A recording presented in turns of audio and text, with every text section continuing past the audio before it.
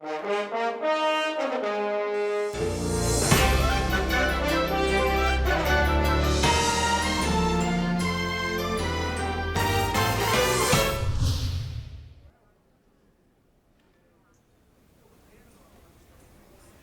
ACC's Board of Governors is a forum that provides leadership for cardiologists across the country.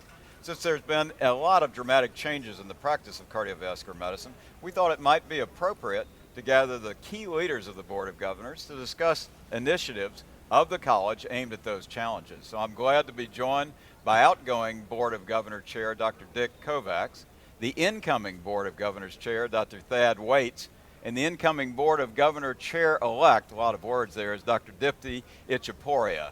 Glad to have all of you with us. Thank you. We have sort of the leadership. Are you glad to be outgoing? Is that in just a few hours? In a few hours. Dick, let me start with you and tell me, what is the role of the Board of Governors and the ACC chapters?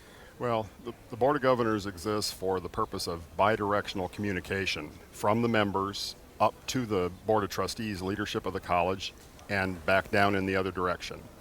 There are chapters in every state.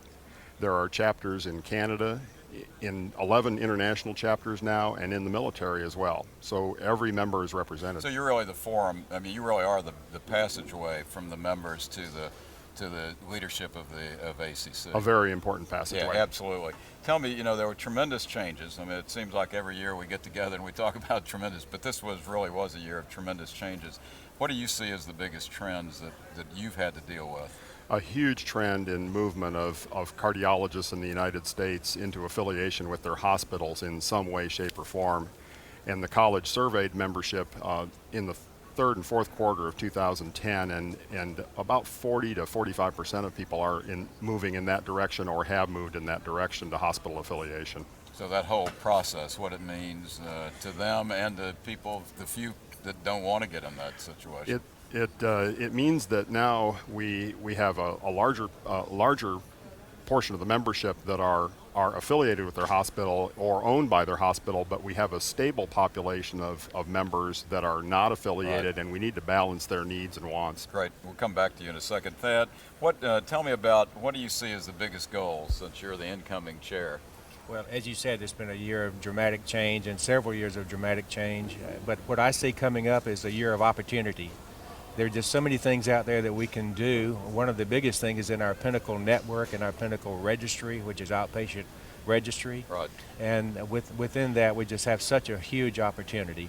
And then we also have lifetime learning, and we're moving toward doing it at the bedside, in the cath lab, in the patient's room, and I think that's a huge opportunity for us. That sounds intriguing. I'll come back to that. Dipti, you're from California, okay? It's a state of immense change.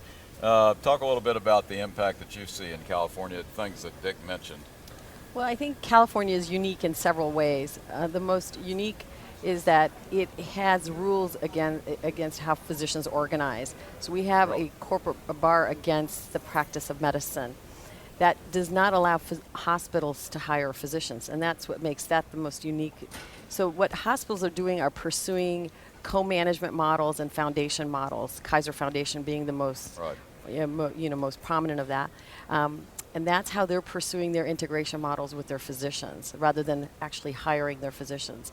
I think the second way that California is unique is that California appears to be a hotbed for a lot of the pilot projects for the payment reforms and healthcare delivery models.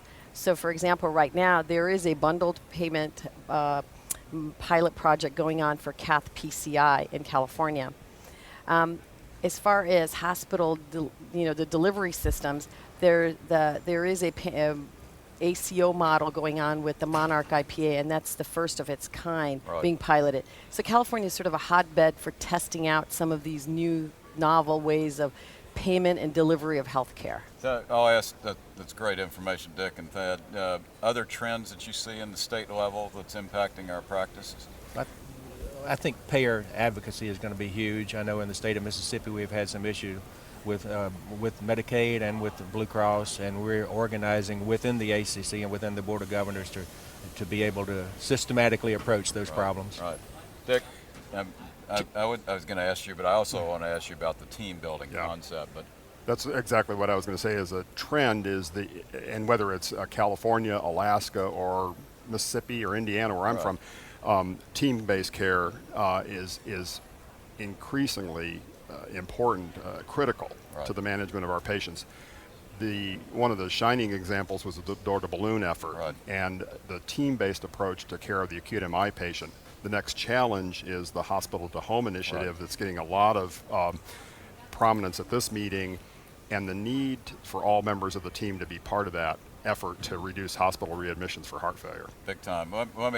Dipti, let me ask you, if you had a crystal ball and you could look into the future, what do you think would be the biggest opportunities that you see for the college and for its members over the next few years?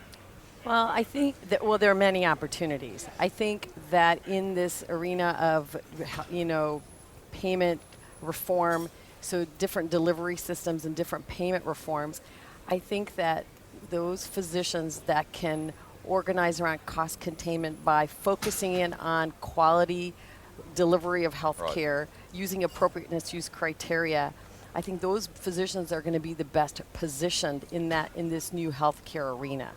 So I think that going back to Thad's point about Pinnacle Network, using our focus for appropriateness use criteria, participation in a lot of our quality initiatives will help position our cardiovascular professionals in the best place so that they can compete. I'll give you a good example. If a payer decides to pay medical home and they give a group of primary care physicians X amount of dollars, those physicians are still going to have to refer out to cardiologists. Right. And I think they're going to look towards those cardiologists that provide the most efficient quality care. Good, super. Let me close and ask Thad and Dick. There are all sorts of quality initiatives, and there's been an interesting, and I think the state chapters do a great job, but what do you see as being priorities for the international chapters? I mean, that's a new initiative, isn't it? There is an enormous interest from the international chapters in our registries, Right. so that they can measure what is unique to their environment, and these are unique environments around the world. Thad, are you going to be dealing with that? Yes, and also to say, while it's not international, our Canadian governors, our Right. Mexican governor, with the governor from Puerto Rico, all add a tremendous amount to our Board of Governors. I've learned so much from talking to several of our Canadian governors about the different healthcare systems, and we have a lot to learn from each other. That's super. Well, listen, you've done a great job. Thank you for serving. I'm looking forward to both of you. You get crowned tonight, is that right? I'll be John Boehner. John Boehner tonight. Thank you all Thank for joining you. us, and thank you for what you're doing. It's great. Thanks for having us.